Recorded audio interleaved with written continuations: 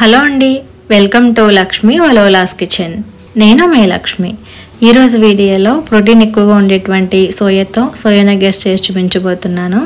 ఈ స్నాక్ ఏంటంటే పిల్లలకి అండ్ పెద్దవాళ్ళకి కూడా బాగా నచ్చుతుంది అండ్ చేయడం కూడా చాలా ఈజీ, తినడానికి కూడా చాలా బాగుంటుంది అనమాట. అండ్ మనకి ప్రోటీన్ ఫుడ్ కాబట్టి పిల్లలకు కూడా మనం ఈజీగా చేసి పెట్టేయచ్చు. మరి ఎలా చేయాలో చూడాలనుకుంటే కనుక ఒకసారి అయితే వీడియోకి లైక్ చేసేయండి. సో స్టార్ట్ చేసేద్దాం. ముందుగా ఒక బౌల్ తీసుకుని ఇందులోకి 1 కప్ వరకు సోయా చంక్స్ యాడ్ చేసుకోవాలి. మీల్ మేకర్ అని కూడా చెప్తారు కదా, సో అవన్నమాట. అవి వేసుకున్న తర్వాత గోరువెచ్చటి వాటర్ని మునిగేంత వరకు కూడా వేసుకోవాలి. ఇలా వాటర్ వేసుకుంటే మనకి అంటే గోరువెచ్చటి వాటర్ వేసుకుంటే లోపలంతా కూడా బాగా కుక్ అయిపోతాయి అనమాట. అవి ఒక 10-15 నిమిషాల పాటు అలా పక్కన పెట్టేస్తే అవి మనకి బాగా మెత్తగా వాటర్ అనేది తీసుకుంటాయి కదా. ఇక్కడ చూసుకొని చెక్ చేసుకోండి, లోపలైనా గట్టిగా ఉంటే ఇంకొంచెంసేపు ఉంచవచ్చు అనమాట.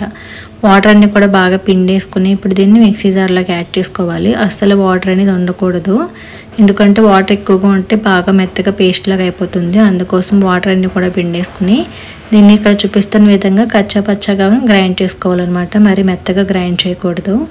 అలా గ్రైండ్ చేసుకున్నది ఒక బౌల్లోకి వేసేసుకొని ముందుగానే ఒక 4 పొటాటోస్ కూడా ఈ విధంగా ఉడికించి ఉంచుకున్నాను. అవి కూడా ఇందులోకి వేసుకుని బాగా మ్యాష్ చేసేసుకోవాలి. అయితే నేను ఇక్కడ తీసుకున్న పొటాటోస్ వచ్చేసి సుమారుగా అయితే 1/2 కిలో ఉంటాయండి. పొటాటో అంతా కూడా మ్యాష్ చేసుకున్న తర్వాత 1 కప్ శనగపిండి, అలాగే కొంచెం క్రిస్పీగా రావడం కోసం 3 టేబుల్ స్పూన్స్ బియ్యపిండి వేసుకుంటున్నాను.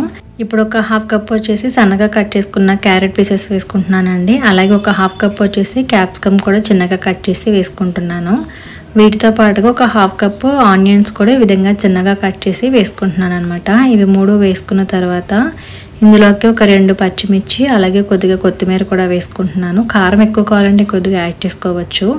తర్వాత రుచికి సరిపడగా సాల్ట్ వేసుకుంటున్నాను. అయితే నేను మొత్తం 1.5 టీ స్పూన్ వేసాను, కరెక్ట్గా సరిపోయింది. అలాగే ఒక 1 టీ స్పూన్ కారం వేసుకుని 1/2 టీ స్పూన్ మిరియాల పొడి కూడా వేసుకున్నాను. వీటితో పాటుగా ఒక 1/2 టీ స్పూన్ గరం మసాలా పొడి కూడా వేసుకుని ఇవన్నీ కూడా బాగా కలుపుకోవాలి. సో కొంచెం కారం అది వేసుకుంటున్నాం కాబట్టి పచ్చిమిర్చి అది చూసుకుని వేసుకోండి, ఎందుకంటే మళ్ళీ పిల్లలకు కూడా పెడతాం కదా. సో మరీ స్పైసీగా ఉంటే వాళ్ళు తినలేరు కాబట్టి మనం కొంచెం చూసుకుని యాడ్ చేసుకోవాలి. తర్వాత ఇక్కడ వాటర్ ఏమి కూడా యాడ్ చేయకుండా చూపిస్తున్న విధంగా బాగా కలుపుకోవాలన్నమాట. మనకి మీల్ మేకర్ ఉంది కదా, సోయాలో ఉండే తడి సరిపోతుంది అండ్ పొటాటో కూడా వేసుకున్నాం కాబట్టి ఇలా అంతా కూడా బాగా కలుపుకున్న తర్వాత కొంచెం పిండిని తీసుకుని చూపిస్తున్న విధంగా వీటిని నగెట్స్ లాగా ప్రిపేర్ చేసేసుకోవాలి. అంటే నేను ఇక్కడ లీఫ్ షేప్లో చేసుకుంటున్నాను. మీరు కావాలంటే రౌండ్గా కానీ స్క్వేర్గా కానీ లేదంటే కనుక సిలిండ్రికల్ షేప్లో కూడా చేసుకోవచ్చు.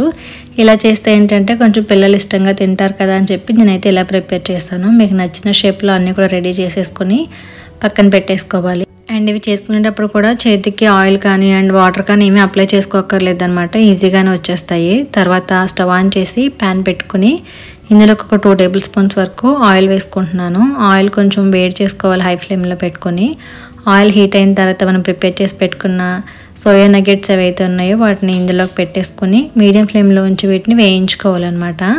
అయితే ముందుగా ఒక 2 మినిట్స్ పాటు వేయించుకుంటే లోపల కుక్ అవుతుంది అండ్ లైట్గా కలర్ కూడా చేంజ్ అవుతాయి. అప్పుడు చూపిస్తున్న విధంగా మళ్ళీ 2 వైపు కూడా ఫ్లిప్ చేసేసుకోవాలి. ఈ విధంగా ఫ్లిప్ చేసిన తర్వాత ఇటువైపు కూడా మనం ఒక 2 మినిట్స్ పాటు మీడియం ఫ్లేమ్లో ఉంచుకొని వేయించుకోవాలి. అలా మనం లో ఫ్లేమ్లో వేయించుకోవడం వల్ల ఏంటంటే మనకి లోపలంతా కూడా బాగా కుక్ అవుతుంది అనమాట.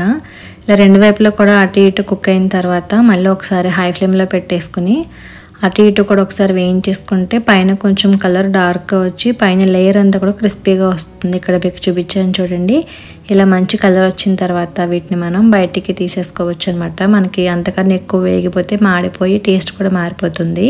సో ఇలా కలర్ వచ్చేంత వరకు వేయించుకొని వీటిని ఒక ప్లేట్లోకి తీసేసుకోవాలి.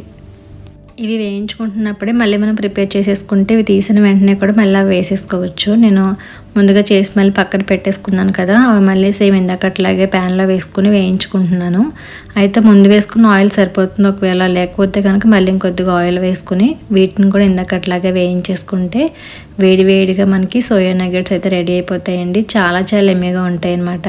సో మరి చూసారు కదా సోయా నగెట్స్ని ఎలా ప్రిపేర్ చేయాలో. ఒకసారి మీరు కూడా ఈ విధంగా ట్రై చేసి మీకు ఎలా వచ్చిందనేది నా కామెంట్లో చెప్పడం అయితే మర్చిపోకండి. అలాగే వీడియో కనుక నచ్చితే లైక్ చేసి మీ ఫ్రెండ్స్కి కూడా షేర్ చేయండి.